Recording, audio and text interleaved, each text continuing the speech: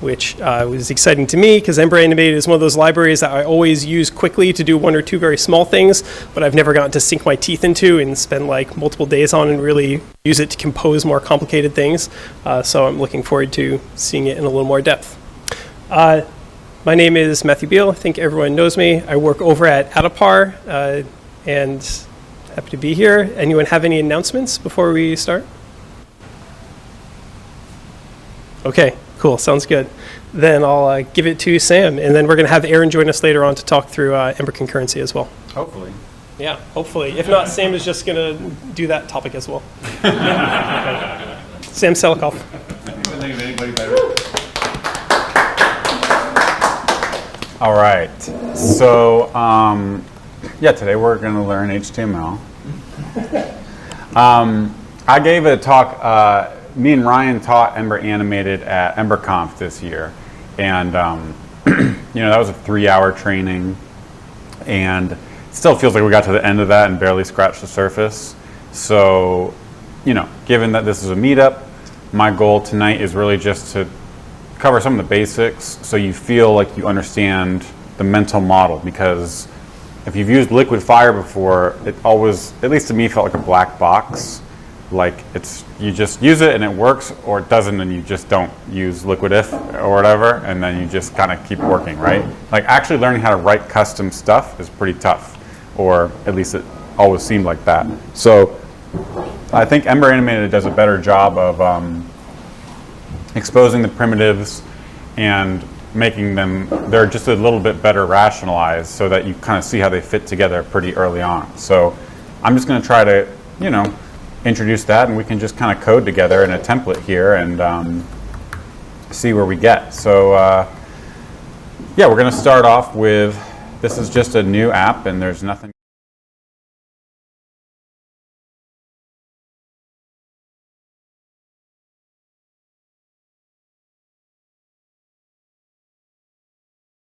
installed. And then Tailwind is one of the things I like using. So yeah, we're just gonna, let's just experiment here a little bit. So that's a div. Let's say we have some text, a button. Could you make your font size a little bigger? Yeah. Thank you. No problem. Should I do like 720, you think? Let's see. I think it's fine. You think it's fine? Yeah, just bring up the text size. Okay.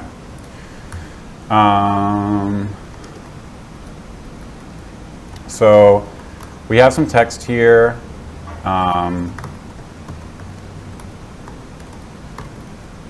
We got button. It says read more. And we're going to have a longer paragraph down here. So let's make this button blue. It's not doing anything right now. We can make this guy a flex container. And I always forget this one. We'll make this background gray lighter. We'll give it a width and a height of the screen. We'll make the text size large, extra large. I think I want item center. This is like flex. Yeah, that's what I wanted. And then let's wrap this in a max width here, medium, size medium. And can we put a margin bottom on this? I always forget with like margin collapse, padding bottom, 16, just to move it down a little bit. Let's see. Oh, padding, top. Cool.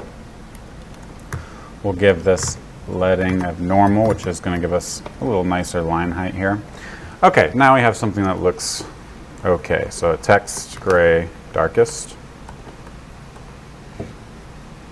Okay, so what we want to do is like the first thing every Ember developer does, right? And we want a little interaction here. So let's add an action to this button. And we'll make this mute and is showing Boolean. Who knows how to write a toggle in a template? What should this be if I want to toggle this between true and false? Not is showing. Nice. So now, if I say is showing right here, it goes between true and false. So we can use this to show and hide this paragraph. All right, we're Ember developers. It's very clean code, right? It's very nice. I really enjoy using Ember, actually. Might surprise you. Okay, so first thing we're going to do is add animation here. And we're going to do that with the simplest component that Ember Animated gives us, which is animated if. So if we save that, come back, nothing has changed. Which is good, actually, because it's a drop-in replacement for if. It's like a superset, in the same way that handlebars is a superset of HTML. So it's nice because it has that, what is it, progressive disclosure of complexity, you know? And a lot of Ember Animated actually works like that, where it gives you some nice defaults on top, and then as you need, you can just drop down and down and down. Now, if you submitted a PR to your app that just had this change and nothing else, you know, hopefully that wouldn't get merged in because it literally is not doing anything, but it's nice that it's a drop-in replacement. It leverages our existing knowledge about how if works, but what it also lets us do is use a transition. Now this is pointing to the local transition property on the backend context for this template, which right now, if you look over here in my lovely pod setup, there is no backing context, so other than the default one that's generated for us. So let's go ahead and create a controller, and now we're going to define a new transition property, and the question is, what should we set it to be? Well, why don't we use the simplest transition that comes with Ember Animated. So we're going to import fade from Ember Animated /transitions/fade. And we'll go ahead and throw that right here. So if we save that, come back, now we have this really nice fading going on. So who here has done this before with Ember Animated? Okay, cool. All right, we're learning something. There's about 2 of you. The other 2 have not used it. So this is basically the equivalent of liquid if, right? More or less. But if you've used liquid fire before, you know that just putting a liquid if in will animate it, and in this case it didn't, right? Just the animated if doesn't do anything until we specify a transition. So this is again kind of the first indication that Ember Animated is a little lower level than liquid fire, and to use it you kind of learn all these concepts as you go. So this thing is called an animator. Animated if is called an animator. We come over here and open up the Ember Animated docs. You'll see this component reference right here. These are also animators. So animated each, animated if, value, and beacon. These are all what's called animators, and as you learn more about the library, you'll come to see that kind of they all share common APIs and behaviors. And so it's nice because once you learn how one animator works, you get to carry that knowledge over to a lot of the other ones. So far we know that this thing is an animator, and it can have this use property which points to a transition. And right now we're just passing this in, but we'll write our own transition soon. Okay, so this looks pretty cool. Let's add a little bit of styling here. So I'm going to say, let's make this a little bit smaller. Let's give it a background of white. We can make this background gray light so we can see that white a little bit more. And let's give it some padding and a shadow and rounded corners. Maybe a large shadow. Okay, so now we have this kind of cool card treatment right here. So I haven't changed anything about the JavaScript. So if I click read more, ooh, we don't like that. We kind of broke our animation here. So who can tell me what's going on here? Just guess. It's probably absolutely positioning the thing it's fading in. It's probably absolutely positioning the thing it's fading in. Let's check it out. Okay, well, it's going a little too fast. We can't see it. Let's jump over here and use a second API to an animator, which is a duration property. So let's make this 2 seconds, 2,000 milliseconds. Let's find that again in our DOM here. Let's make it 20 seconds. I'm going to click this. There we can see position is absolute, top is positioned, and the opacity is fading in. And then it comes back and that style attribute goes away. So tell me more why the absolute positioning is messing up the flow. And why does it get fixed, in your own words?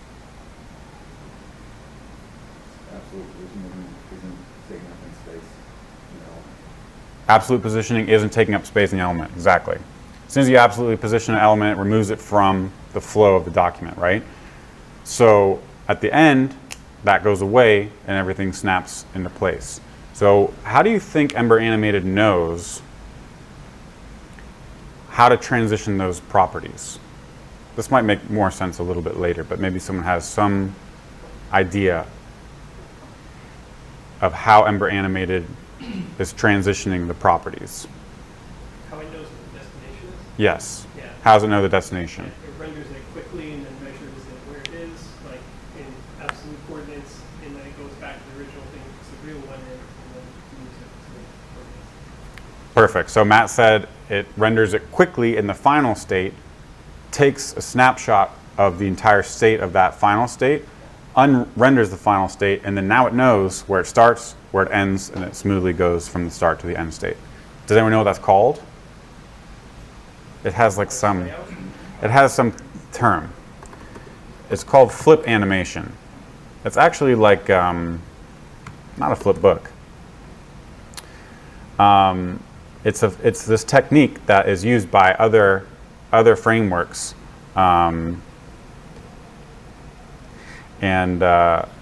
is it called flip or is it called first, last, invert? Yeah. So this is actually used by like Vue's, like how Vue does animations, where the thing that's included in the library. Other frameworks do the same thing. So this is actually the same technique that is used. It's first, initial state, last state, invert. Here's the fun bit. So you apply the transforms, you invert them, and then you play it. Basically exactly what Matt just described. So this is just something cool I learned as I dug into this library, and it's actually a technique you can apply even if you weren't using Ember Animated. The idea here is like humans are very sensitive to any sort of blip in a smooth motion, but if the animation stutters a little bit at the beginning, you won't know. So you'd rather front load the expensive calculations so that you can then execute the animation in smooth 60 FPS. So that's kind of one of the driving ideas behind this technique. There's a browser guarantee that it's not going to show that. The initial render? Good question. Don't yield the thread, it's guaranteed not to paint until the JavaScript You can measure that. So layouts happen. But Paint hasn't, I guess. So You force the layout, measure what it is, and then change the DOM that's going to be there. Like normally you would look at this in an app and say, oh, look, the wasted time that it's right. But in this case, we care about that. We're just having the browser do math for us, right? So it's something cool. Right. So they were just discussing for the stream. It seems like wouldn't you see a big flash when everything repaints, but you can just force the browser to recalculate the new layout without painting. So you get all that nice calculation work, just delegate it to the browser, store the new state, and then undo it. Did you have a question? That was my question. Okay, cool. So anyway, this is kind of like nerdy stuff that I just came off that I thought would be interesting to everyone. But it also helps Because Ember Animated is just working with HTML and CSS. There's like nothing special going on. They're just doing what we just described. And so when it comes to like debugging your animations and making them do exactly what you want, it basically involves the same thing that you would do if you were just wanting to debug a normal static page, which is like use the inspector and see what the CSS rules and all that stuff are. So let's do that. Here we see, again, it's being removed from the document, and this is kind of weird how the text overhangs. So who has a suggestion of what we should do here? So actually, let me rewind. Figuring out how to accommodate for this is tricky. But fortunately, Ember Animated ships with something that's going to help us here. And it's called an animated container. So what we're going to do is wrap this animator inside of an animated container. Save that. Now let's come take a look. Okay, we're still at 20,000 milliseconds. So let's undo that. Click on this. And there we go. Now we have a smoothly transitioning container. So that's pretty cool, right? And I can kind of even interrupt this. And we get some of that nice sliding behavior.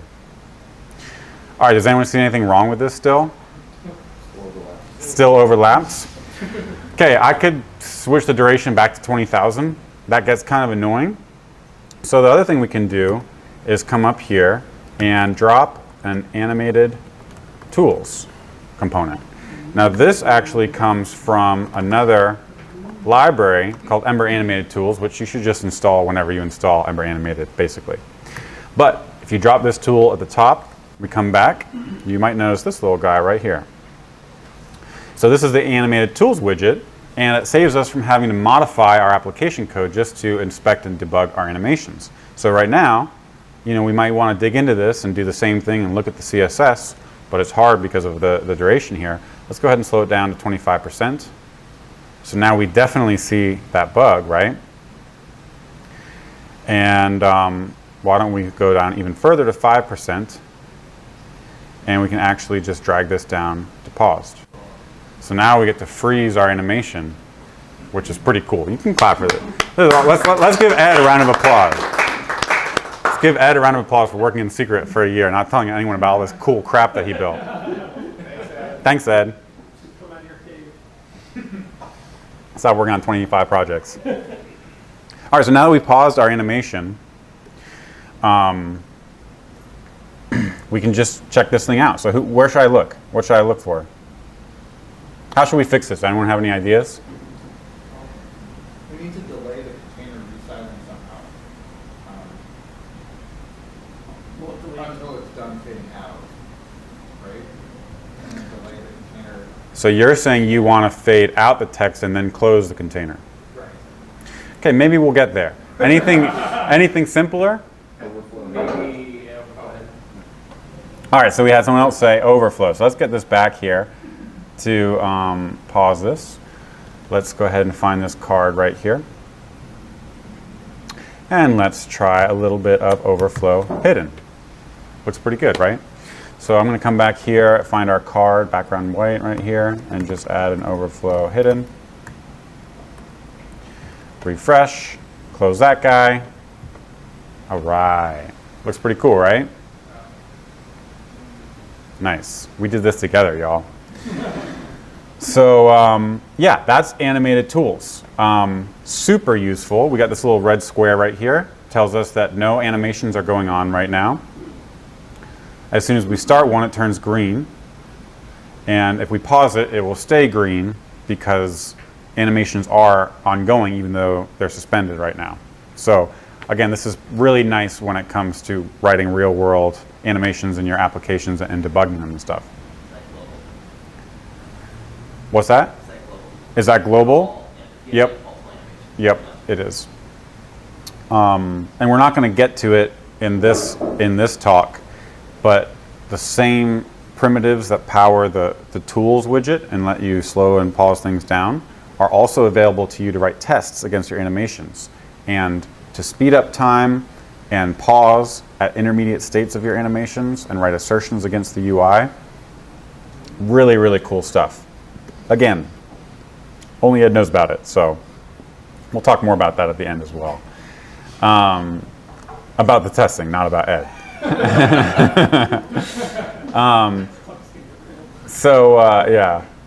Yeah, you all are going to experience the pain I went through preparing for our training session. Code diving with gin and vodka and all sorts of things. So that's pretty cool. That's basically the basics of, like at the fundamental level, the highest level of abstraction. We are dealing with an animator right here. We're dealing with a transition. And Ember Animated ships with like 2 named transitions.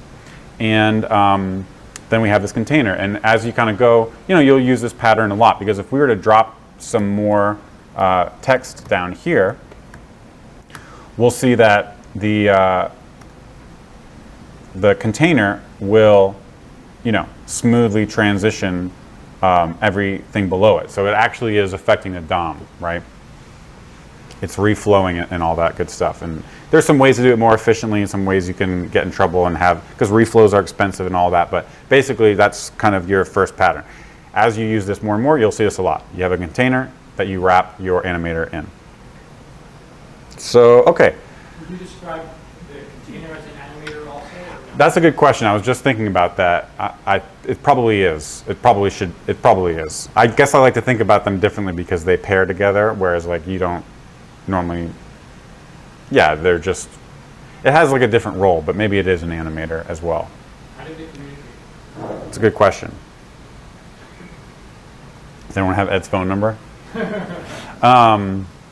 There is some shared state between them, because if you'll notice, when we actually change the duration of this to 2000, I'll get rid of the second paragraph down here as well.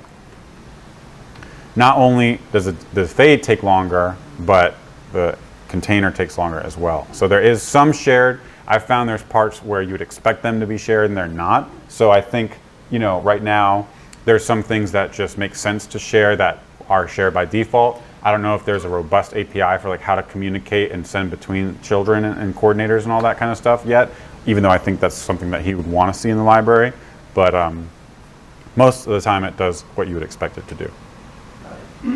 Is it, have you ever put a component notation in between the two? Can you put like another, you put your handmade container and then you have another component that yields out and then you have your animated diff? Yeah. Okay. Oh, and would it communicate? Yeah. Oh, across that boundary. I believe it will. We can try it, but I believe it will. Yeah, I think it's a service. Or something, and I think you are able to look up animations going on like up or down hierarchy or something like that. But would container be able to find like its nearest child animator or something like that? I think that's a feature. Yeah. I only vaguely recall that. Yeah. I think that is. Cool. We can maybe experiment with it at the end if we have some time. All right, let's move on a little bit. So let's write our own transition. So use takes a transition. Right now it's pointing to this transition property on the controller. And right now this is just this kind of opaque import, right? But what the heck is a transition? Well, transition is nothing more than a function. So let's save this, make it kind of this no-op function, save it, and come check out what happens now. If we click read more, we're going to get an error, even though that container seemed just fine to go ahead and animate. And we see type error, uncaught and promised type error yield star intermediate value is not iterable. What that means is that I was expecting an iteratable, and we gave it a function. So what can we do to make this function iteratable? Star it. So this makes it a generator function. Now this is kind of, it looks a little funny. Just like we can say transition is a function, but that's equivalent to this kind of shorthand right here.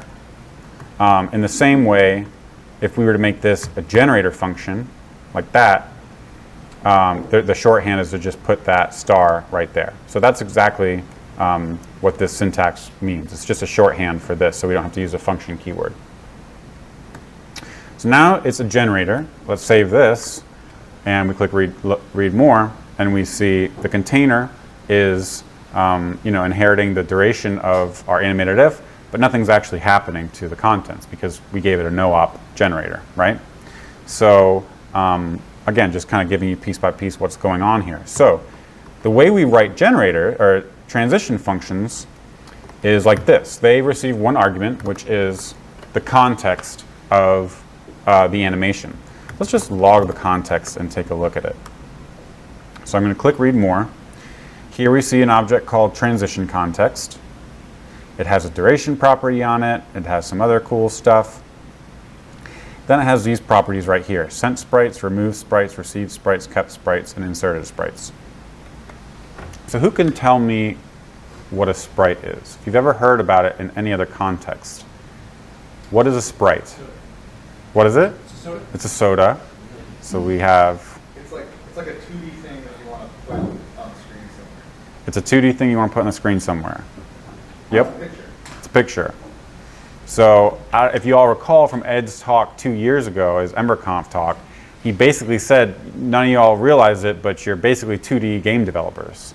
Because what we do is manipulate 2D sprites in this sense that they're images across the screen when we write things like Ember apps that have interactions, dynamic interactions with them. And you know, even thinking about like the end state, start state, snapshot, and animate between, it's kind of the same thing. So that's where the term sprite comes from. And in the context of Ember Animated, sprite really just means the immediate child of an animator. So in this case, the sprite of animated if is this child right here, this P. So that's a sprite. That's what it means by sprite. Now, originally the word sprite meant an image, but it was actually a little bit more than that. So you had the image, and you had a sprite that was a little bit of memory set aside to contain other information about the state of the image and also where it started from and where it was going to. So it was kind of like a bundled image with some additional state that was useful for the purpose of animation. So that's exactly what a sprite is. So if we come over here, first of all, which one do you think I should click on? Let's reset this. Okay, we got this. We know the sprite is a P tag. I click on read more, and now we see it. So we see we have these different buckets of sprites, right? We got inserted, kept, received, removed, and sent. Which one do you think the paragraph tag's in? Inserted. Let's check it out. So there we go. Inserted sprites is an array, so we can see already that these different categories are all arrays of sprites. If we open this up and we look at the first element, we see, look at that, element P.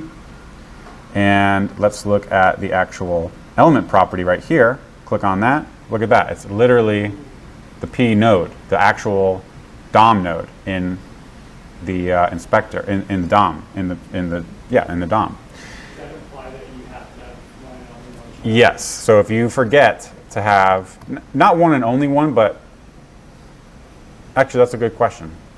First, if you forget to put an element there, I can't click anything anymore. So it just doesn't work. Oh, so it tells you. Yeah, so it tells you. It tells you. So it just stopped working. But you can tell your users to open up the console and say, I don't see any bugs. So, so you do need a thing. Let's try like second child. What is it, sibling? Okay, so let's look at the source context. Inserted sprites has 2. So each root level thing is considered a sprite. So let's just look at that first one again. So we see that element is actually the P node right there. Uh-oh. Something happened. Let's just go back to one child for now. Okay. Inserted sprites, P tag. We've got the element. Look at this. We got these initial bounds. We've got final bounds. Check out this final bounds object. That's exactly what we were talking about before, right? It knows where it's going to end up. It knows the client bounding rect for the final state of that thing. You actually have access to all this stuff. So if you come here and go to the sprite class, you'll see all these super nifty methods and accessors, basically all this access to the state you have to make the animation do whatever you want it to do, right? So that's what a sprite is. Now that we have this inserted sprite, what do we want to make it do? So the typical pattern you'll see here is just to destructure this context. So we'll just, instead of doing context.inserted sprites, we'll just grab this right here. And now we have access to these, right? So Ember Animated also provides something called motions to help you animate your sprites. So transitions are kind of up here. They're like pre-baked in motions that apply to the different categories of sprites. When you drop down, you get to use motions on your own. So let's see what that looks like. We'll import the fade in motion from Ember Animated motions opacity. And then we'll fade in each of the inserted sprites. So we'll use for of, and I'll explain why we do this instead of for inserted sprites.for each in a second. So for each let sprite of inserted sprites, let's go ahead and fade in that sprite. So again, we're importing a motion, we're looking at a category of inserted sprites here, and then we're fading each one of those in. Reload, and there we go, we got this fade. And we can even, just for illustration here, let's drop the background white and the overflow hidden,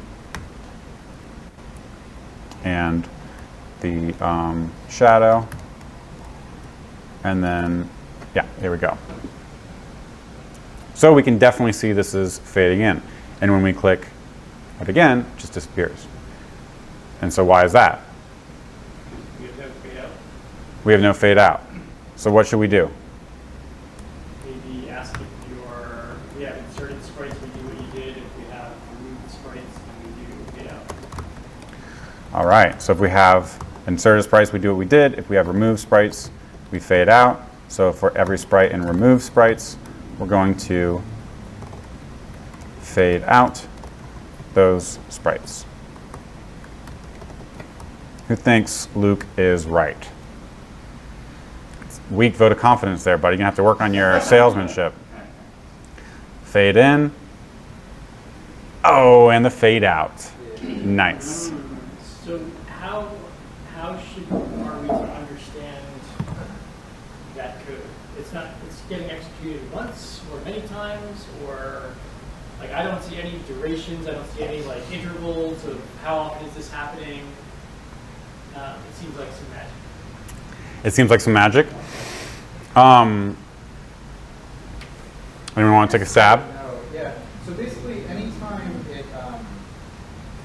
anytime a property changes, and so it has to start doing a transition, it calls that function. And then we'll see later, like you can kind of deal halfway through, and it will then like pause until it needed to return. But it's basically when it doesn't know what it's doing anymore, it runs the transition function like from the beginning. Okay, so yep, Aaron summed up, and Luke's question was, how do we know when this is run? How often is it run? Seems like magic.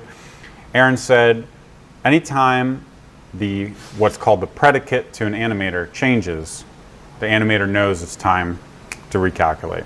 And part of the whole inspiration for Ember Animated is to deal with the interruption case of an animation. And so if you think about something like what was popularized by React, but is also true in Ember, which is if you have something that's stateful, it's best to make your UI a pure function of that state such that whenever the state changes, you can re-render. And in a sense, that render function or your Ember template is like a pure function of that state, and is also idempotent in the sense that it can rerun over and over again. And it's basically the same idea here applied to animations, with the idea being that because animations are long running, it gets a little more complex than that. This is not like a synchronous render, which is typically the case. Like Ember's rendering is synchronous, right? Like it's just synchronous. There's no time. In the case of an animation, if something moves, let's say this is true and then this is false. So that's two states. But if we look at this animation, there's like actually a million states. Like we could stop it at any point in time of the duration and we would see a different state. So the way this works in Ember Animated, and also in, if you've ever done Final Cut Pro and done like keyframe animation, that's the basic idea. So the two states we have are true and false, and so we capture those as inserted and removed. Now, for the interruptions case, there's a third state that we can, even though there's technically are a million states of the animation, the ones we care about are the keyframes. And so being inserted from nothing is a keyframe we care about. Being removed from starting somewhere is a keyframe we care about. And then being interrupted is also something we care about. So let's slow this way down. So at 10%, we can see it smoothly goes all the way to 0. And from 0, we can slow it down and see it comes all the way up. What happens if I go away? We'll let it get a little bit faded out. And then I click on this. Fades back, right? Let's do the opposite. Let's fade it out, slow it down. Let it fade in a little bit. Click on this. That seemed to smoothly fade out. So who can tell me what they think's going on there? In the first case, there were no removed sprites. So let's go back to the first case. So the first case, we're starting out. We have an inserted sprite. We know we faded this in. So right now, this paragraph is an inserted sprite at the point in time when we ran the transition. Okay, keep going. Next time we fire the animation, there are neither removed sprites or inserted sprites. There are just sprites that remain. So when we first click on read more and it starts going away, we know that that paragraph is in the removed sprites, because that's what we added the fade out transition to. So it's in that box right there. When we interrupt it and trigger it from false to true, what is the final state of that sprite? What's the final state of the paragraph when we interrupt it? So this is fading out right now, right? It's going to be inserted. It's going to be inserted. But we like to differentiate between inserted that starts from nothing and inserted that's already in the DOM, because we often want to do different things. For example, right here, we wouldn't want to fade this in from 0 to 100 because it's already at, well, we could just check what it's already at. We could look at it right here, and we can see the opacity is 0.59. So that tells us like we're 59% of the way through the transition. And so that's why we have a third bucket, which is called kept sprites. So that's what a kept sprite is, and that's why when we click this right now, and I click that, it just immediately shows because there's no animation to it. But we can go ahead and grab every sprite in kept, and we'll fade it in, save that. And now let's go down to 50%. Fade in, fade out, fade in, fade out. See? So, and again, handling the interruption case and even being able to test all of the intermediate states of an animation is one of the primary reasons Ember Animated was developed, and why these primitives are exposed to you as an app developer. So I think I missed this before, but just to make sure I'm confirmed my understanding. When we pass a sprite into fade in or fade out, that function, that motion is mutating the state of that sprite, which is then used by the animator to figure out how to change it over time.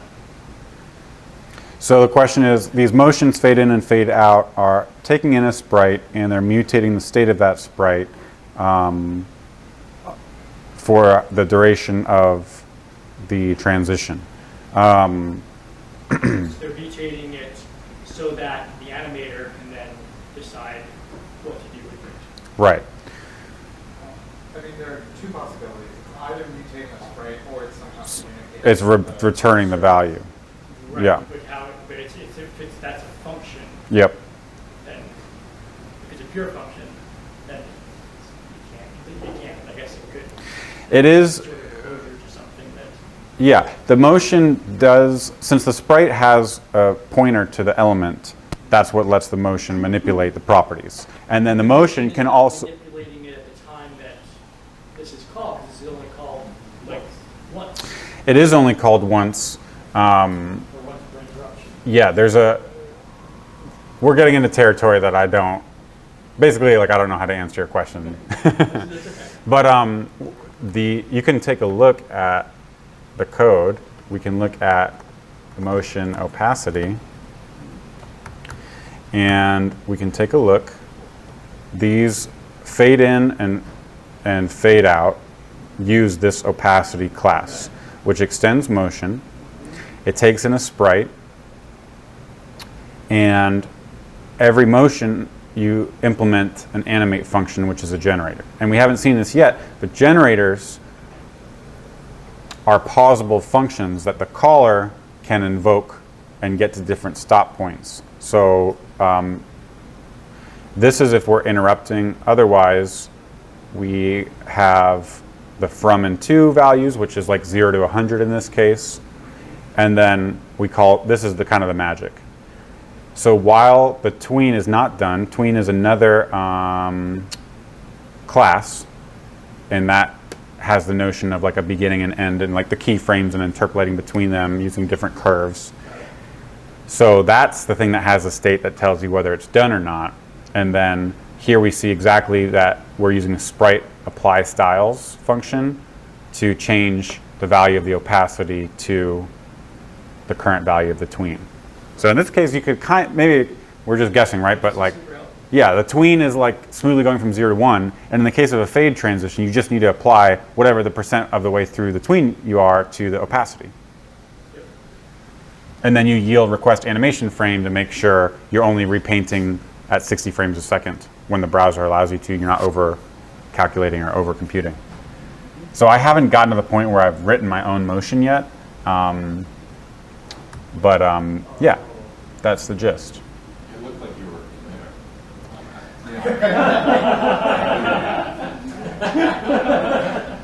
I committed on right here, the comments.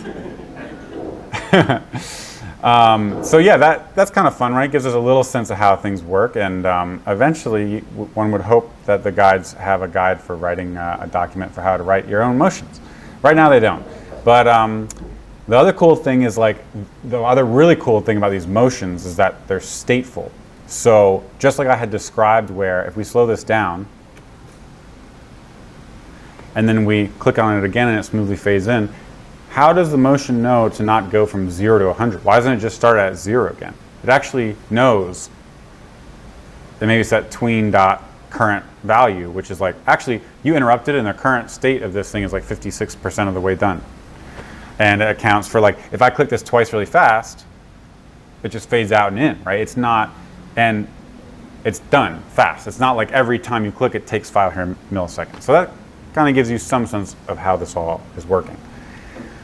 So this is how you write your own transitions. And again, transitions are up here. Fade is basically almost like this, but just bundled in for you. So all you have to do is this. And it's like basically this. It's a little more sophisticated, but it's basically doing this. So that's kind of what a transition is. And when you want to implement your own, this is how you do it. You pull off the different groups and then you animate them. And there's these motions, fade in and fade out. You can also look right here and we can see we have some cool ones. We have adjust CSS, we have move, which we'll see in just a second. We have opacity, resize, and scale. And I think resize is what is actually used by Ember Animated Container, because it also knows its beginning and end, and then it just applies that resize motion to it. So you're starting to see a little bit how this stuff is working. Let's move on. Actually, let's look at one more little thing right here. We can actually see what the difference is between the transition that we wrote and the fade transition that comes with Ember Animated. So if I slow this down, let's come back here and add back our background of white and our overflow. So we have this little card treatment. And let's go back to the included fade transition. And I'm just going to click this.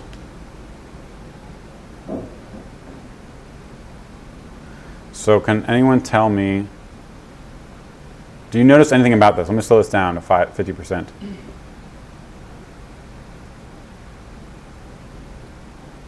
Does the fade use a non-linear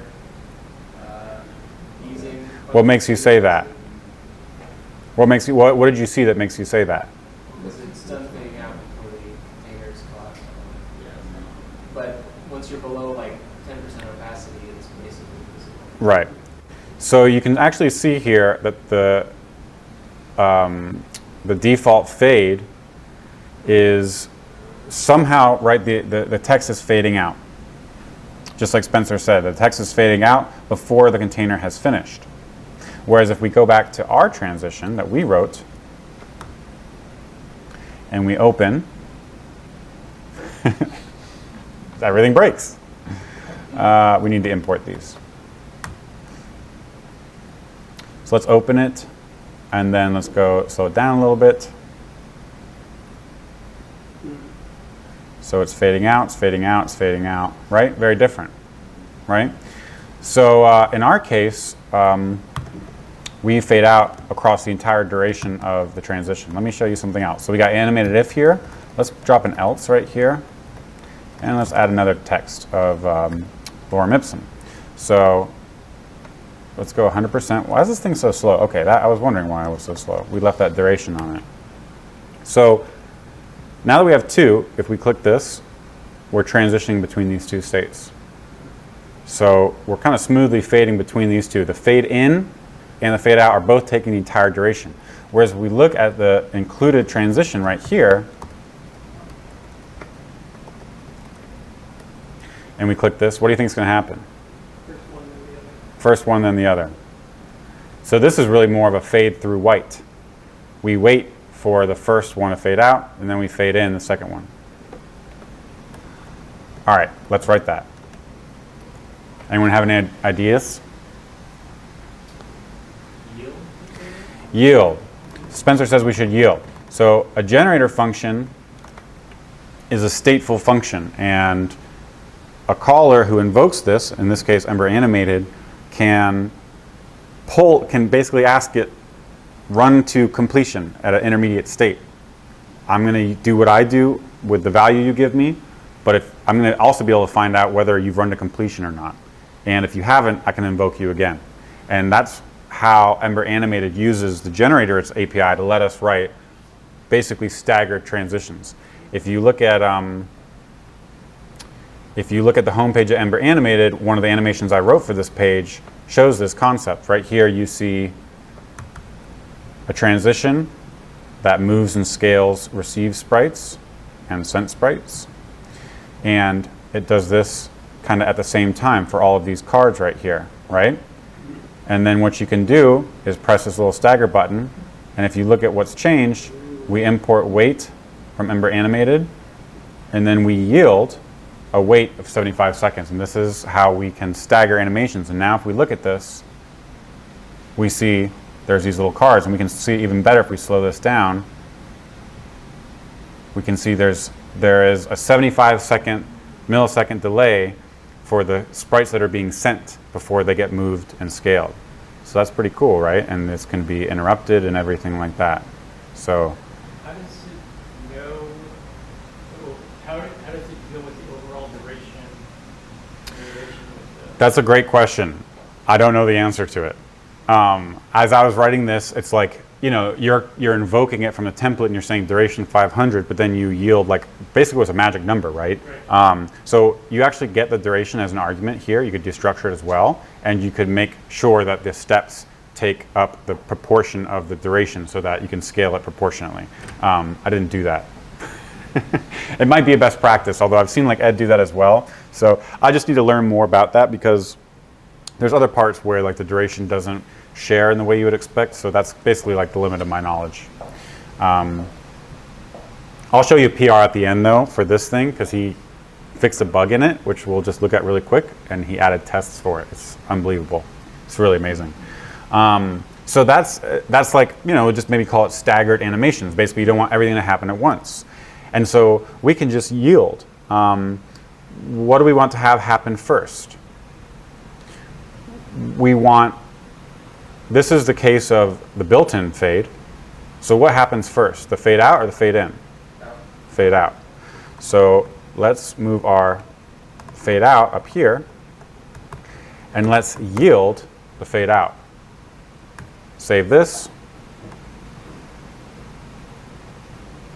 Right? So let's undo that. Make sure we're using our own. Now they're fading in between. Add back in the yield.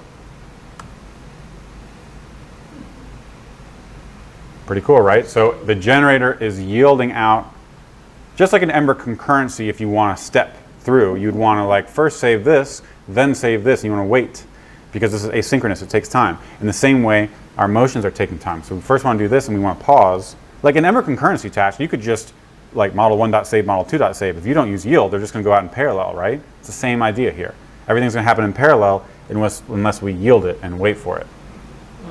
Does it seem like the fade out is taking up most of the duration when we do it this way?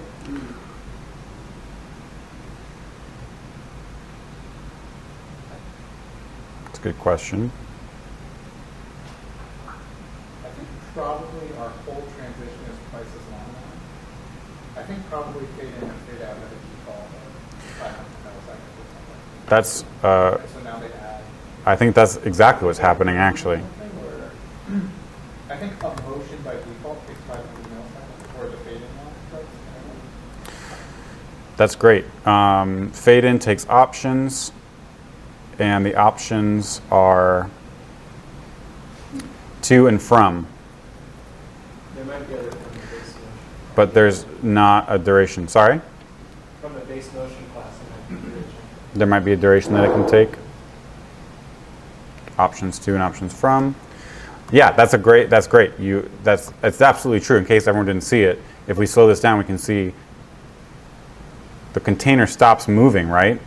And the fade out basically finishes when the container finishes, and then the thing fades in. So there is a bug here for sure. Let's look at base motion.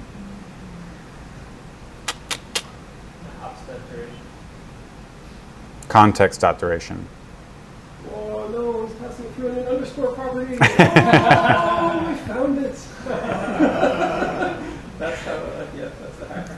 Let's see. I'm just going to do really quick and see if we can private motion. Let's look at ops.duration. See if we have a chance to like modify this before it actually runs. And we can get like the actual context would be Because you can do like duration divided by 2. absolutely. Absolutely. Seems reasonable, right? Okay. Okay, so the duration is 500 right there, and we hit play. So unfortunately, it looks like we do not get access to that context by the time we've hit our transition. Let's just play really quick. I don't know if this works.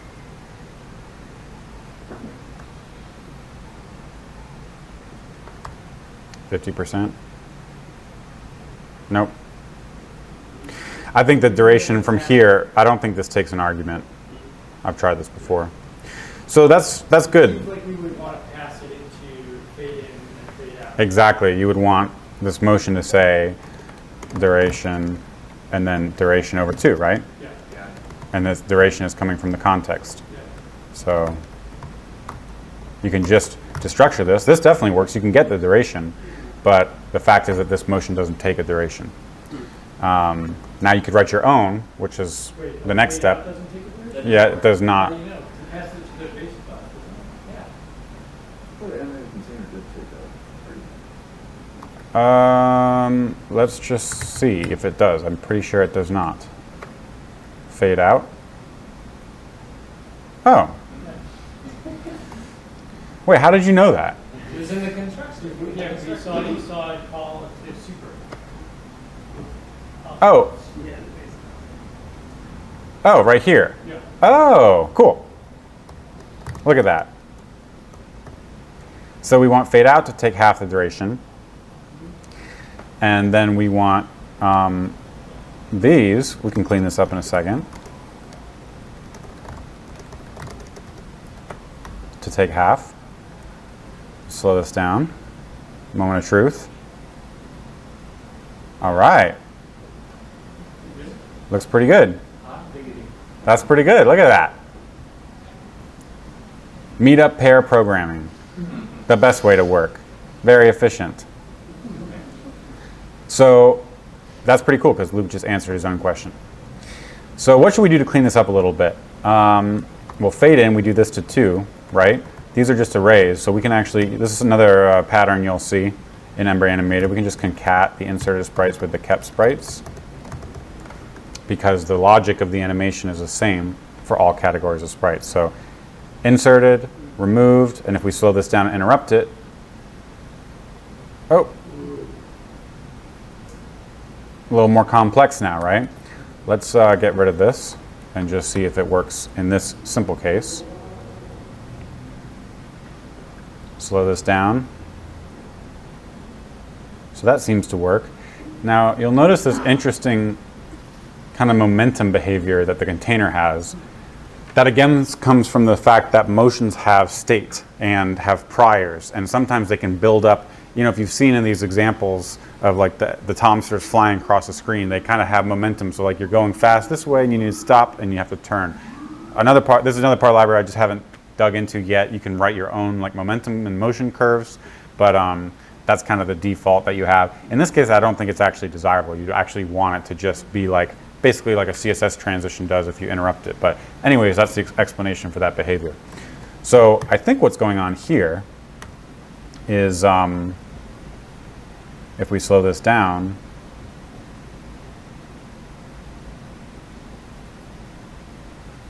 so lorem is being removed and then it's being kept.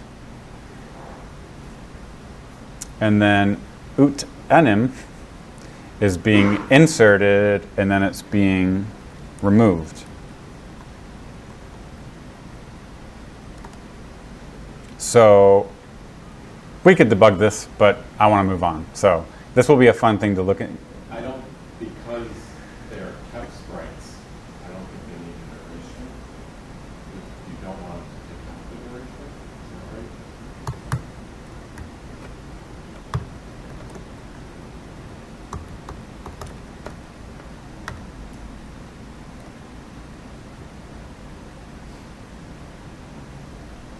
I feel like it has to do with always doing the fig out first. But Yeah. Anyway, so we could, you know, we could make this a little more sophisticated. Something else I want to show you was, let's go back to the simple case where we just have a fade in, and let's add second paragraph. So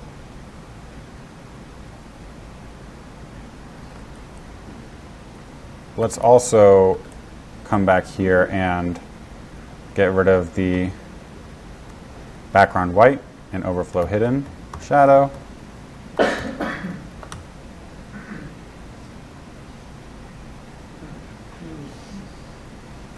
You see what happened there?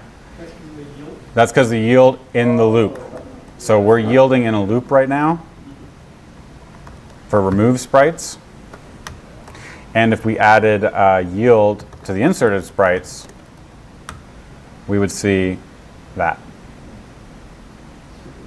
That's kind of fun though. We can let's just yield the inserted sprites and add 3 paragraphs. It's kind of cool, right? Except it looks ghetto, but.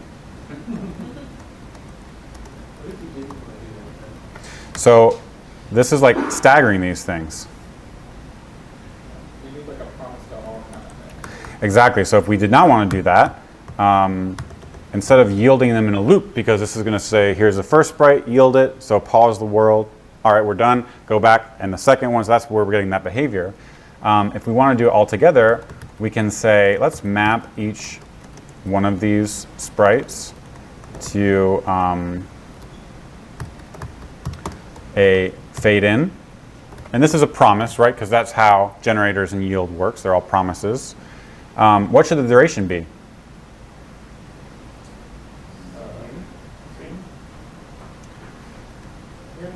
Duration over 2. Well, right now we have 3. Let's say we had 4. But we're trying to make them all happen at the same time. We're trying to make the whole, let's say make the whole, oh, right now we're trying to make them all happen at the same time. That's right. Sorry.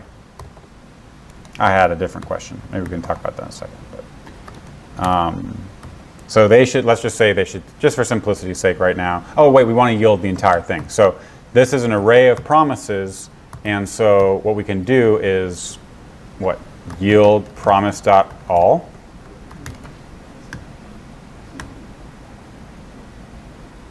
There we go. Are they like magic cancelable promises or anything, or regular promises?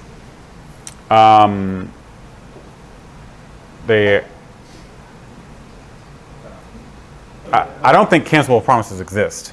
Well, I'm about to speak about Ember Concurrency. So, I think they are just not. I think they're just thrown away somehow, and the next time I you. think if you interrupt, I think they finish immediately.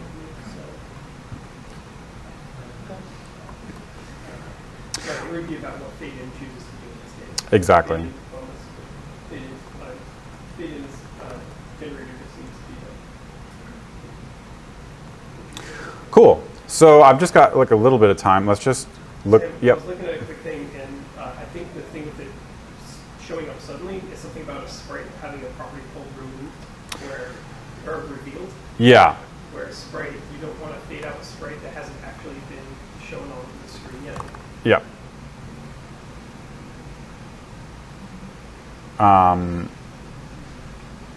It's called. The last thing on the assessment. Yeah, it's called. Top section. Yeah. Well, it's a. I know what you're talking about. It's called.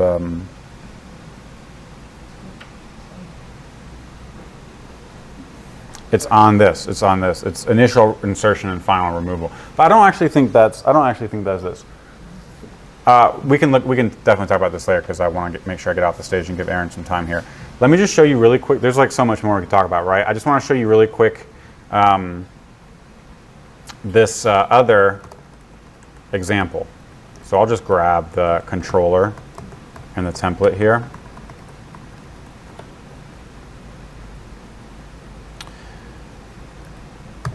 And copy this.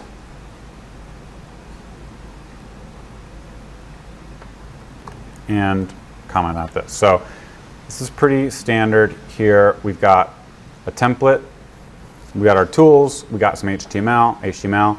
Each tags as tag. Let's look at what this looks like. So we've got some tags over here. If I click on them, they show up to the right. And I can deselect them as well. So template, let's look at this. Each tag says tag. That's just a this property right here, kind of the static array or Ember array on the controller. We also have a selected tags array. And these are a button. And when you click on the tag, we invoke this toggle tag action, passing in the tag. Toggle tag looks at selected tags. If it includes it, it removes it. Otherwise, it pushes it. What is this supposed to be? Add or something? Add object? I think, right? There's like one of them. Isn't there an add object? I always forget the enumerable API. One of them doesn't add it. It's already in there. And that's what add object does.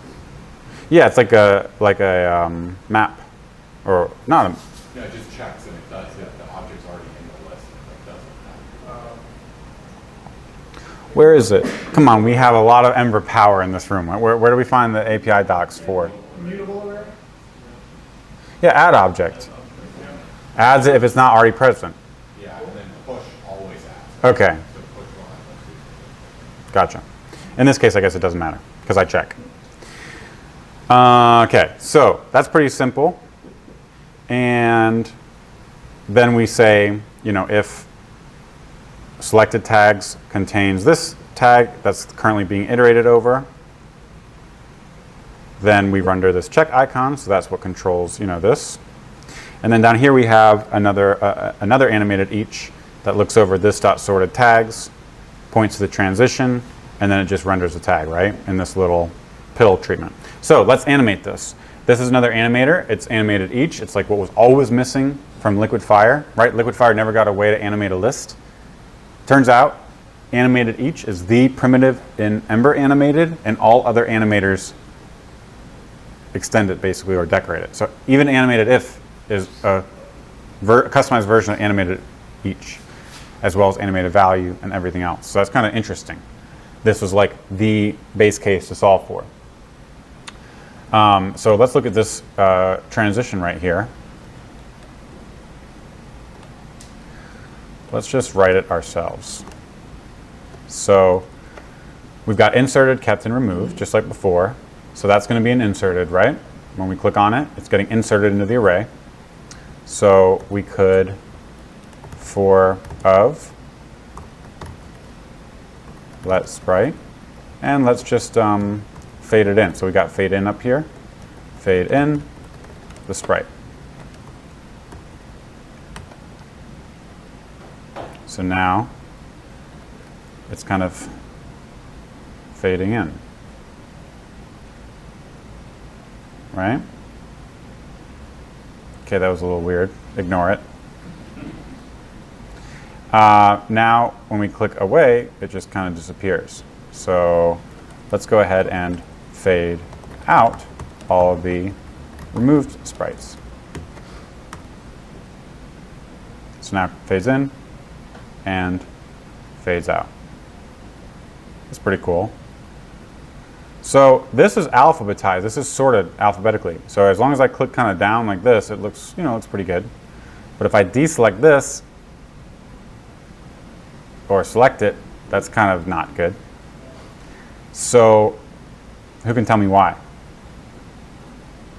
Container, Missing container. Because the flip is only taking into account the single thing being the single sprite being removed. So what have we talked about that's missing? Kept sprites. So architecture is being removed and inserted, but all these other things are actually sprites themselves. And again, the way this gets confusing. So it's, as you do this, it's confusing, like what's a sprite, what's in what category.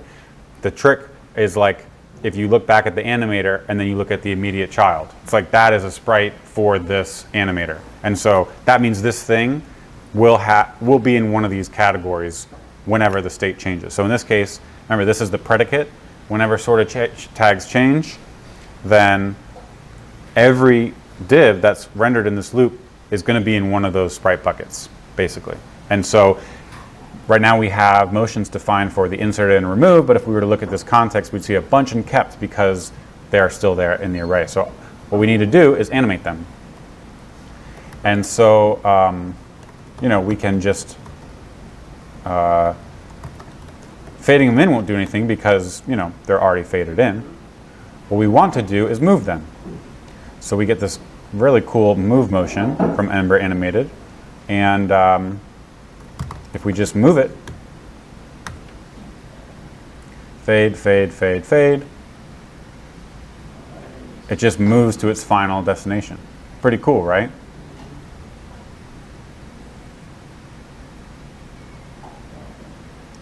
Now, I don't like how the apple goes over the advice like that while it hasn't faded out yet. So let's yield this. Is there order dependence here, like the idea of like a forward and backwards version of the animation? Let's talk about that in a second. So now when I just yielded the fade out first, so that's going to finish completely before anything else happens. So now I have these three. I'm going to uncheck advice. It's going to fade out, and then everything's going to move. Pretty cool, right? And we could do the same thing, like we actually want to move the kept sprites before we fade in the new one so it doesn't kind of step on it.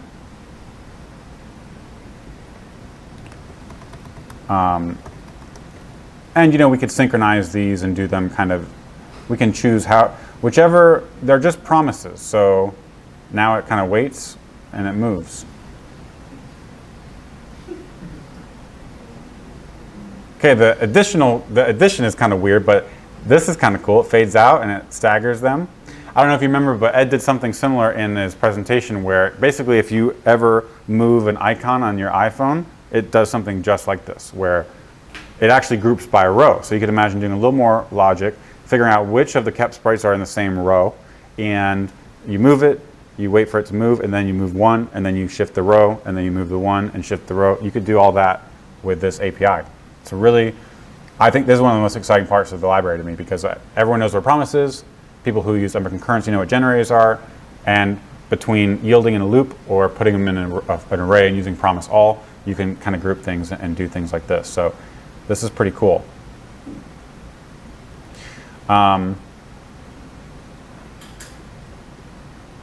So that's animating lists. And again, this is, you know, I don't know about y'all, but like I could never do anything like this with Liquid Fire, ever. Not even close. And this is like, you know, this is pretty simple. This is like 9 lines of code, and we just kind of hacked it together right now. So yeah, that's basically what I wanted to show you. I got into this again because of the training that we did at EmberConf. I worked on the Addon docs site, and you know, each one of these, the code animations is a Ember animation transition. These examples are all animated using Ember Animated, and so you can look at these, and you can look at the code base for this. It's all in the dummy app of the project, of the root thing. This is the bug that Ed found. Someone reported this bug. So this is pretty cool, you know, the way this works. And it seems to work well when we look at it like this. What if I slow this down to 10%? So these are going to go really slow. So it still looks pretty good. And you can even interrupt it, and these fly back. But what if I start clicking these kind of faster? Something's happening. Something's gone wrong. Yeah, feature, not a bug. So this actually comes from the fact that let's let these all finish. Let's see what happens. Okay, that's wrong. This comes from the fact that motions are stateful, which is why like it works, you know, which is why I shipped it, because like I was just like, oh, let's slow it down. Okay, like that looks pretty good, like that looks pretty good. So it works. But as you click and the things are going and they're moving, there's something in these default move and scale motions that are stateful and look at the values of the previous thing to calculate their final state. I definitely recommend everyone to take a look at this, not only to learn more about Ember Animated, but to just see an example of like amazing code quality. Like, so basically he opened this PR with 4 different commits. It's grouped into multiple commits with different purposes. So the first one, the image URL handling was fragile, such that this component only renders correctly in an index route, nowhere else, meaning it didn't render correctly in integration tests. Then we add integration tests to cover the existing behaviors for the demo. Then we add a failing test for the interruption case that animated poorly, and then we fix it. So this is just a really cool thing to look through. You know, this thing, he uses this Ember root URL, which lets you just get that and use that, you know, that works. Should probably be part of Ember. This one adds backfills a test coverage. So we add some data test IDs. And this is like the good stuff. So this is an integration test for the demo 3 component. He renders it right here and asserts against some stuff. He now says that leaving images animate smoothly. So he renders this, then he pauses time, then, like a magician, then he queries all of the categories and their initial bounds. So he uses this bounds helper, which comes from test support, and he basically gets that client rec, that same thing that we saw, initial bounds and final bounds. Then he goes ahead and clicks on the second category, right, the first element of the array, which is the second category, so these things start flying. And when they fly, and then he pauses them and makes sure that these are near where they started, because that's the behavior. So you advance it a little bit, you grab the second bounds, and then you assert that these bounds are close to each other. This is another helper that comes with the library. So you can say these bounds are relatively close to each other within a threshold of like 5 pixels. So that's basically what that's saying. Pretty amazing, right? Then the animation takes 500 milliseconds, so this is almost done. Let's go ahead and advance 490 milliseconds, get the third bounds, and then let's go ahead and run the speed at 40x, so we just finish, and then await until the animation's done, so we're in our final state, and then grab the bounds there, and we assert that those are close as well. So that's kind of like the leaving images case. The entering images case is basically the same thing. And then we write a test saying that the interruption case works as well. And so right here, we advance halfway through the animation, and then we interrupt. We click on the first category, we advance it just a little bit, and we assert that these things are all close. So now, the failing test. The test is that interruptions remain smooth after many times back and forth, right? Because that was the bug. So look what he does. He clicks on the first one, it waits half the way, clicks on the second, half the way, interrupt first, half the way. Now he's getting the bounds of where those things are. One final interruption. And then he asserts that they're close to each other. Because they should. Because if you look at this thing and we were to slow this down, like I should just be able to, like as I go back and forth, they should just move a little bit in each direction back and forth, right? But they don't. They start jumping all around. And so they're going to fail that assertion. And then the fix is very simple. For each one of these, there's 3 animations involved with that demo. And he just has to grab them and make sure that the ones that aren't being animated are sent to their final position immediately so that the next calculation has an accurate beginning and ending point. That's my understanding of it.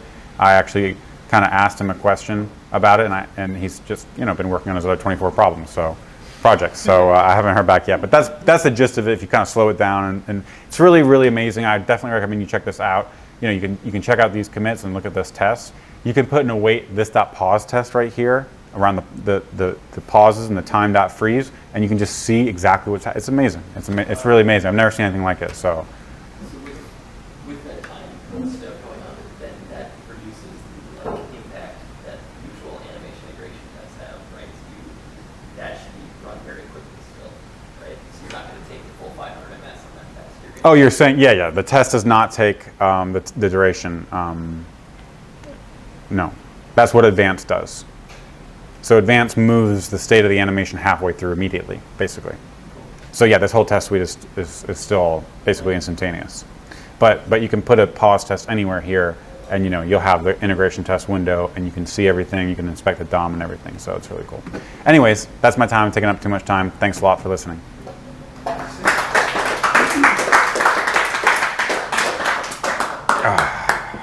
Thanks, Sam. No problem. Everybody do a 5-minute break. Get a beer or another slice of pizza. Thank you, Movable, for hosting us today. And then Aaron's going to talk about Ember Concurrency when we come back.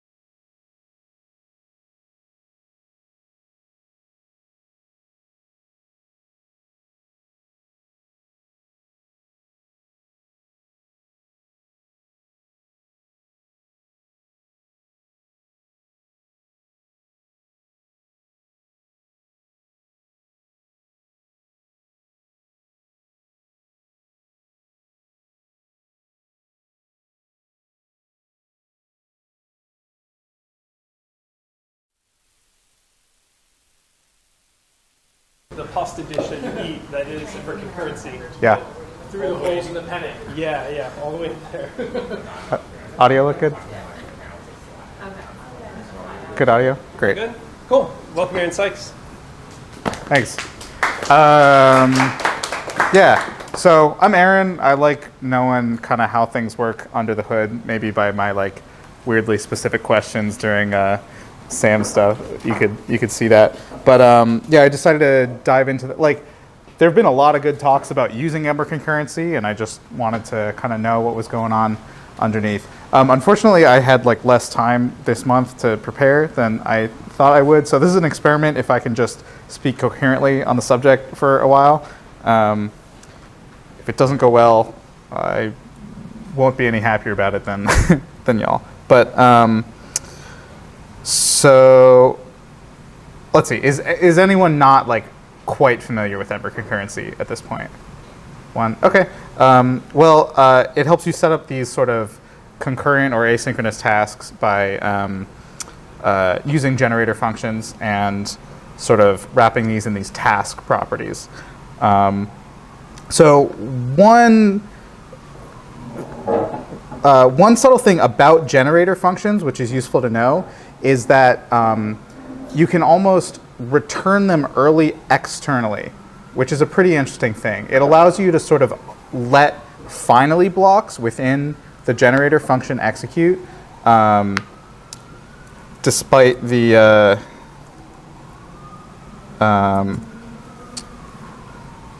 despite the fact that you're not following the normal flow. So let's see.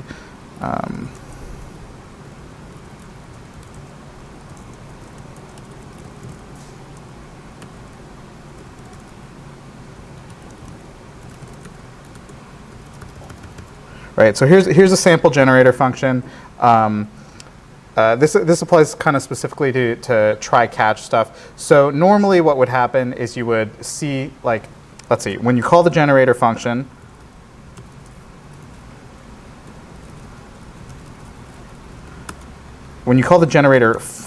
you receive a generator back. And that's a stateful thing where you can resume execution. When you first call it, it doesn't execute any of the code at all. And then when you call next on it, it will execute basically up to the first yield or return statement. So now when we call f, when you call f.next,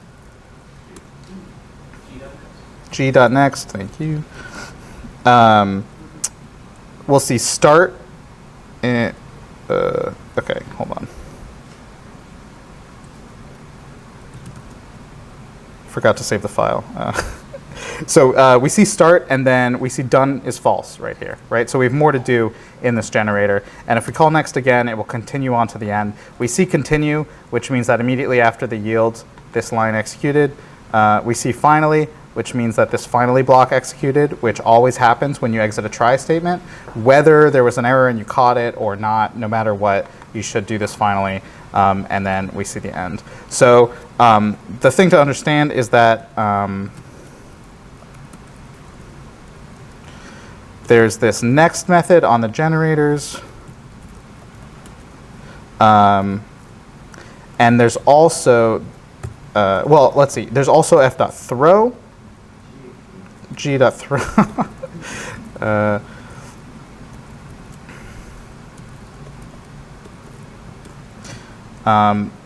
And when you do that, it basically it throws an exception from the yield statement. And so then we caught that in the block here. We executed it, and then that sort of effectively handles it. So then we also see the end. And the last one available is return.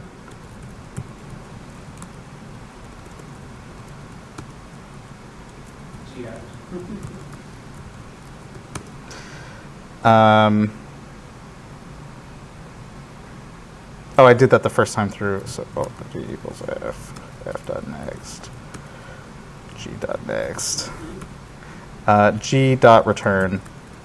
Done. Here we see finally, but we actually get the value done out. What that effectively does, it's basically like pretend this yield was actually a return statement.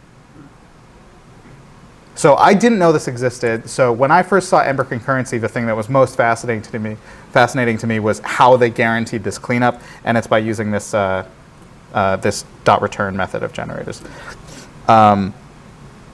So yeah, now we can look at the API a little bit. You put one of these task properties on your Ember object. Then you can call the perform method of this task property.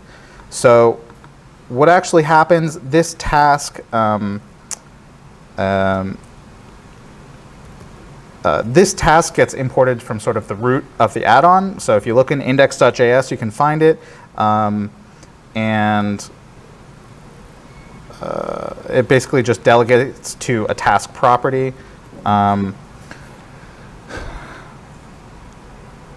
Task properties here do various things. I forget what I was looking for specifically here, but I mean, anyway, it returns a computed property that resolves to a task object. There are both task objects as well as task instance objects, similar to applications and application instances and application instances and all those things. But the task object is what lives on your Ember object and what allows you to kick off new runs of the task. So like pretty commonly, I just use the .drop modifier on my task so that only one can go at a time. But you know, you can set up sort of any arbitrary concurrency scheme. So yeah, you call .perform on one of these task objects. The task object itself kind of holds the function in here, the actual generator you use to do your stuff, as well as it holds a handle to the object it lives on. So it knows its context. That's how it does things like trigger events when tasks start and finish, that kind of thing. And how they are canceled when that Ember object is destroyed. So you never have a task that's halfway through executing that then sort of keeps running even though the object it lives on has gone away.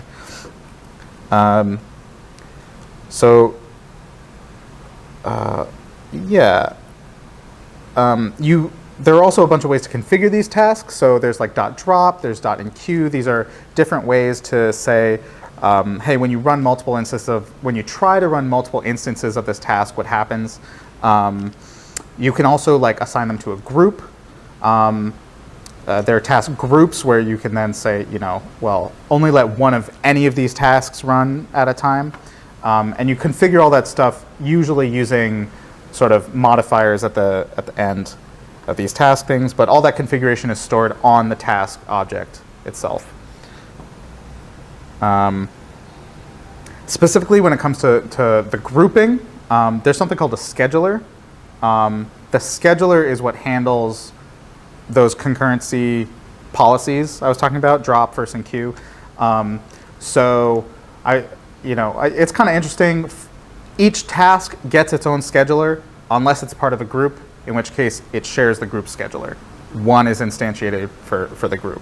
And so that way you can just kind of like try to make a new run of a task and you just hand it to the scheduler and the scheduler decides whether it should happen or not, which is a pretty nice thing.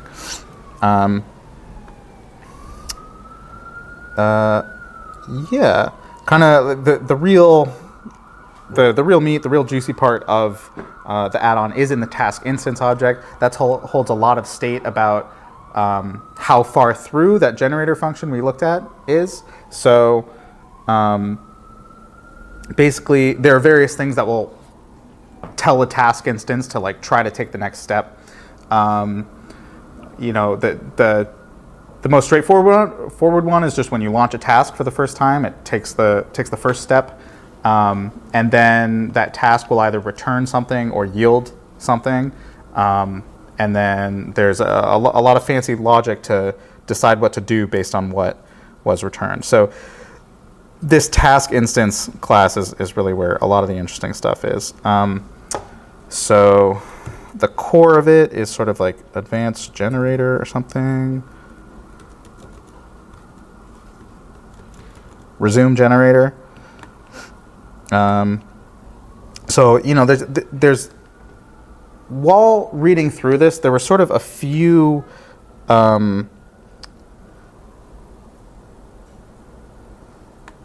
there's sort of some like fairly straightforward core ideas, but like where all the nitty gritty logic comes into play that makes it kind of hard to understand from a quick read through.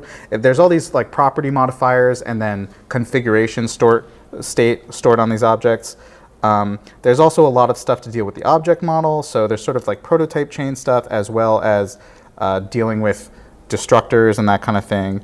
There's also sort of like a lot of permutations of how you can combine different parts of the API, as well as like a lot of all this tracked state as each task goes on. So if you are able to kind of filter that out while reading through, it can kind of help you understand what's going on. So if we apply that here and kind of try to filter out all the stuff that is confusing,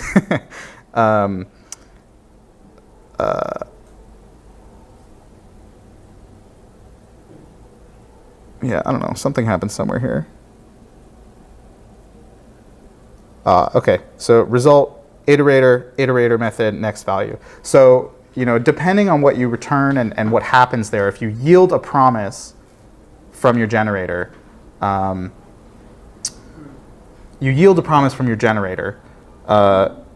it basically calls .then on it.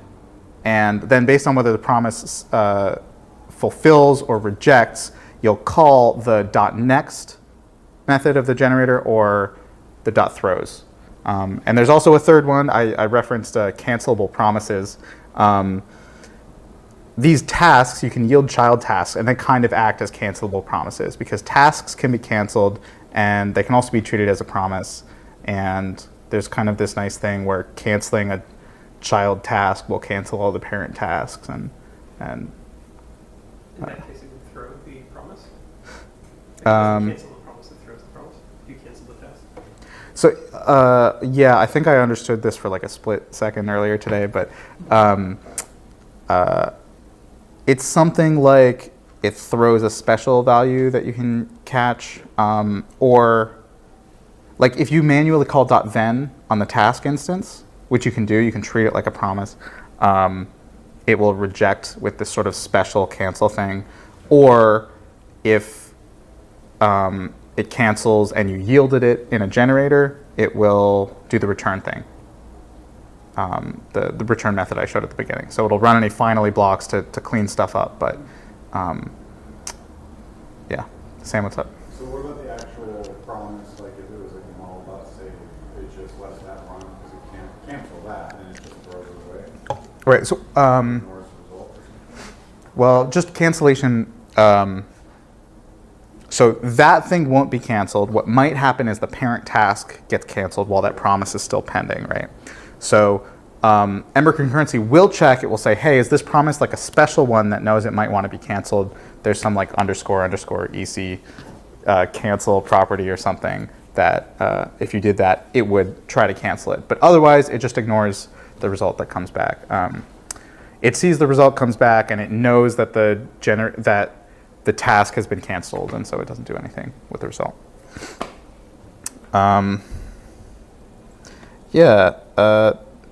The other interesting stuff, you have this result that comes back from whatever step you just took, and so this will be a value or a promise or another child task, and then you get into this fun logic. I don't know, somewhere.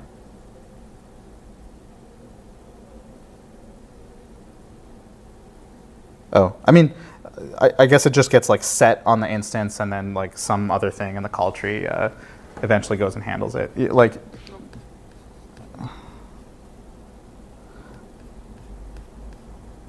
yeah, you get handle resolved returned value versus handle resolved continue value, and those kind of happen when a promise comes back and that kind of stuff.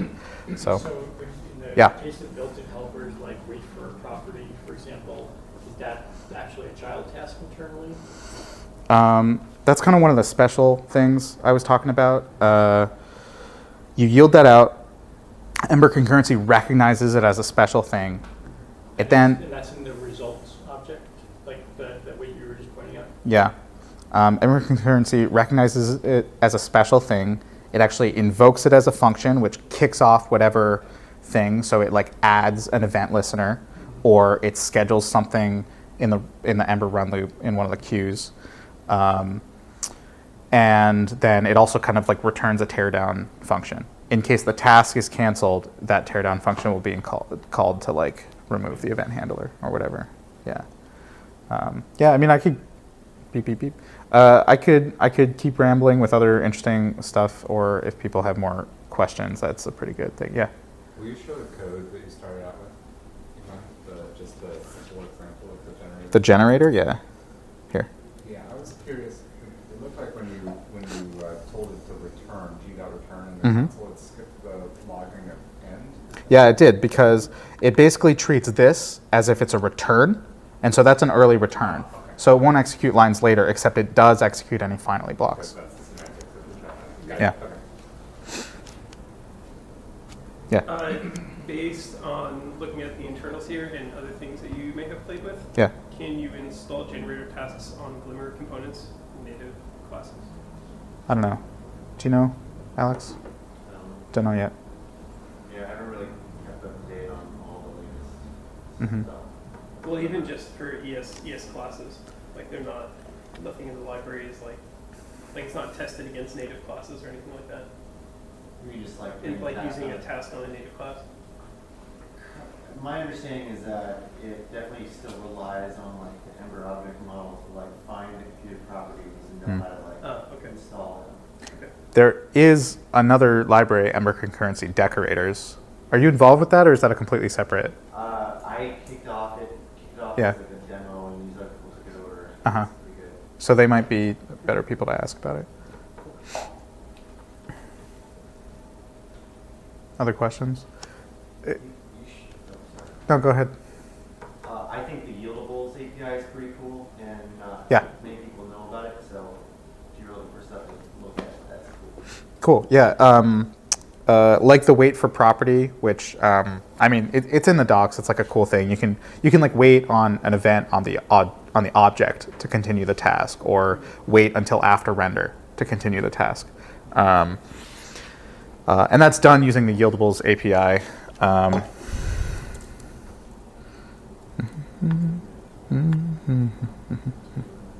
Oh, actually, real quick, the scheduler and these buffer policies, basically every time you try to kick off a task, it just, there are two arrays of task instances for a given task.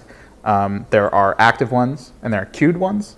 Every time you try to kick one off, it just puts it in the queued, and then it talks to the buffer policy and says like, hey, update these things as necessary. So something like the drop, it just clears out the queued queue and cancels them all. Something like the NQ one would actually do nothing. It would just leave it in the queued one. And so, yeah, these buffer policies basically just can cancel any of the active or any of the queued tasks and can shuffle around between those two things. Like you could theoretically make a weird reverse one that, like. Yeah, you should go look at the keep latest ones. I think should be in this class. Or in this file. New buffer policy. Drop but keep latest? Right, so that there's like a keep latest modifier that has, it's somewhere between like in queue and drop. It's like if you're using it to keep track of like something that changed, and you're using that to be like, oh, I guess I need to like refresh the latest data from the server. Then you have like a burst of things that say it's like invalid. You don't care about all the intermediate times that it invalidated. You only care about the most recently fired one, which it's not common that you have that use case, but it comes up every so often. Yeah.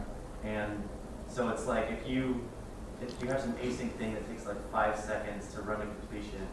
I mean, there's an example of it with the graphs and everything, but like the first time you hit it starts firing, but it takes like 5 seconds to complete. Then you get like a burst of these events in the middle, and then only the most recently fired one will be kept track of and fired when the first one's finally done. So it's like an interesting way of like debouncing, but remembering to still refresh it that one last time. Yeah. So with that in mind, like I think it'd be interesting to try and see, like, show where the whole, like, the splicing of those two arrays happens in here. Honestly, I'm like, getting how it works. But. Yeah, well, so saturate active queue, that's sort of like you have a max concurrency thing. You can say up to 4 happen at a time. And that basically is like if there are not enough in the active queue, you can grab new ones from the queued queue. And then the splice task instances is like a helper thing that helps you remove things from a queue and cancel them if you take them out. This saturate active thing happens up here. Yeah, it just kind of picks as many as it needs to off the queued thing. And then splice task instances was in the scheduler, I believe. Well, yeah, and it's a pretty flexible thing. Like these policies, the scheduler just hands itself to the buffer policy to kind of like do whatever. Is this method here is what you were talking about, or? Yeah, and I was also just thinking about it in the previous talk with the new Ember Animated API where they give you a list of the newly added sprites and the disappearing sprites, and you have like a convenient way of like deciding what to do for each. There's like a similar pattern here where it's like there's always a diff that you're doing at every slice, and then you got to decide what to do with like the queue task instances that fell out, or the running ones that like fell out. It's like that pattern just like pops up all over the place, and this is like no different, but it's just used in a way to like make sure everything cancels properly in these very flexible ways. Yeah. Cool. Yeah, let me show up the yieldables real quick. You can yield a promise, and sort of the wrapping task instance will attach a handler using .then. If instead you, let's see.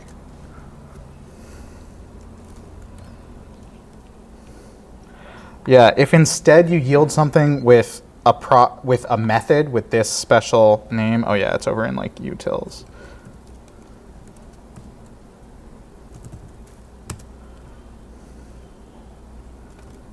So I mean, I guess you would import yieldable symbol from utils, and then you would implement a method on it. I mean, a method with that as the key, like here's a silly example where you can just yield this object, and Ember Concurrency says, okay, I'll call the method to make sure something goes to finish later, but it doesn't actually do anything. So you could do this with whatever. You can do arbitrary logic in here that should eventually, I forget how you like eventually resolve it. I guess we'll look at timeout. Oh, you just return a promise from this yieldable method, right? I don't remember why that worked out that way. I think like Tom Dale told me it should be a promise long before people understood it. I made it, and I could never change it. But if you look at the wait for class, because it'll have more canonical examples of like setting up observers and figuring it out. Yeah. Yeah. So wait for queue. So this uses the I mean, wait for event is probably more intuitive for people, although it's a little longer. Yeah, maybe let's just look at queue. So here, this like schedules using the Ember run loop. That, oh yeah, you just sort of like manually make sure that the task continues. This is the thing that actually makes the task move on to the next step. So it just schedules given like into after render or whatever to proceed with the task after. And this one doesn't return anything, but if we do the wait for event, that will return some sort of, yeah, here it returns a function to tear down the event handler. So yeah. Any last questions? Yeah, I guess when like would you ever write an object like in your application that had that yieldable symbol function, or is it more to like create these things that would be shared? I mean, if you had some source of asynchrony in your application that didn't fit cleanly into simple promises or something, I can't really think what that would be, but I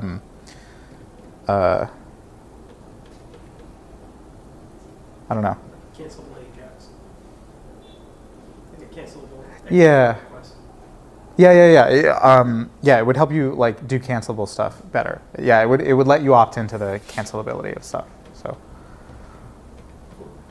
Do you ever use it for like a higher level, like user is dragging or like user is moving mouse this way, you could like listen to events? Well, there is a wait for property, and then you can wait for a property on the host object to either start existing or to become a particular value. Oh, And then the task will continue.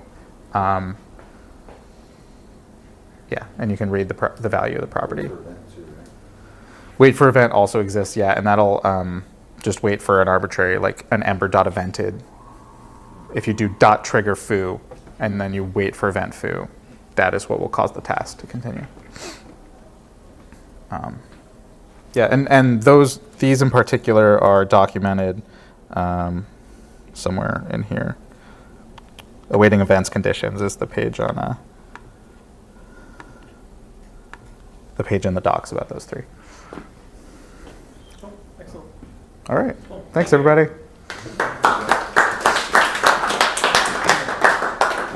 All right. Thank you, Aaron. Thank you, Sam, for an excellent few talks this evening.